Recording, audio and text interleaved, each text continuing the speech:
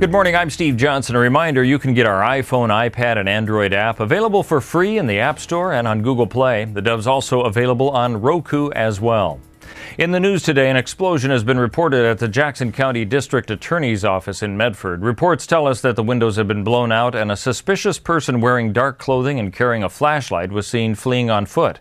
Police have established a perimeter. They say a nearby propane tank did not go off. If it had, the scene could have been much worse. Some streets surrounding the office are closed off while Medford police and the ATF process the scene.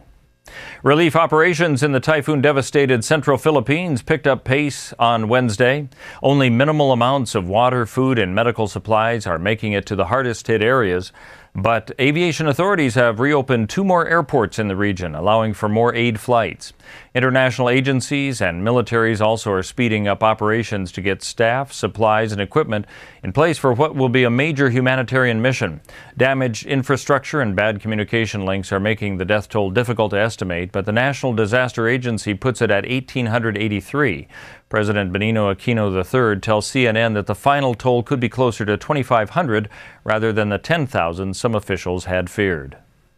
Amid a controversy over whether federal law trumps state law concerning marijuana use in Oregon comes a rally held by mothers who support smoking pot.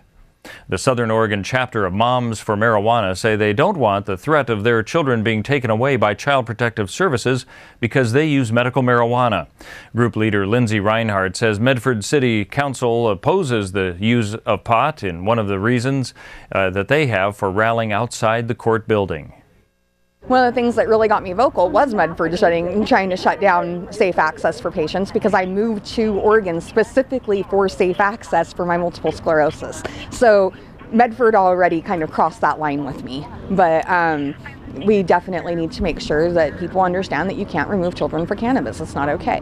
Reinhardt moved from Idaho to Oregon after her children were taken from her by CPS. A showdown on the legality of marijuana between the legislature and the city of Medford could face off in court. There's been a massive show of force today by the Islamic group Hamas in the Gaza Strip. Thousands of Hamas security men staged a military parade to mark the anniversary of an 8-day battle against Israel last year. Despite suffering heavy losses, Hamas has claimed victory, and it's vowing today to continue its violent struggle against Israel.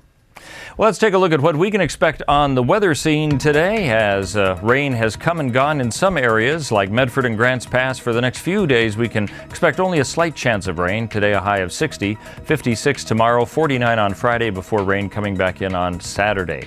For the Klamath Falls area, partly cloudy today with a high of 60, partly cloudy tomorrow with a high of 54, dipping down to 45, the high on Friday. Along the coast in Brookings, 65 today with partly cloudy skies, 56 tomorrow with a slight chance of rain, and 52 expected on Friday. For Port Orford and Coos Bay, mostly clear skies today, a slight chance of rain with a high of 57, then expect a greater chance as we head into the weekend, 54 tomorrow, 52 on Friday. And for Northern California and Wairika, partly cloudy today, a slight chance of rain with a high of 62, 56 the high tomorrow, then only 49 degrees expected on Friday with the lows just below the freezing mark. That's a look at news and weather. You're up to date with the latest here on the Dove.